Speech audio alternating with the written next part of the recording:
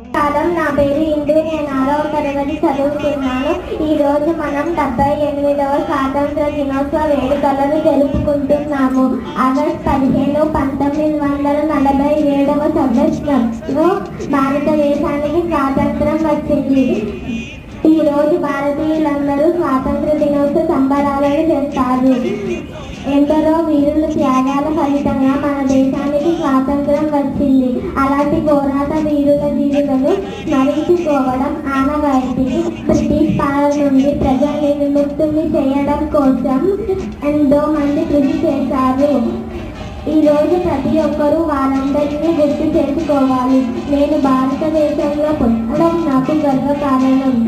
నేటి బాణాలే రేపటి పౌరులు కాబట్టి స్వాతంత్రం వచ్చిందని సంబరం పడటం కాకుండా మన వంతు సేవ చేయాలని కోరుతూ ఈ అవకాశం ఇచ్చిన పెద్దలందరికీ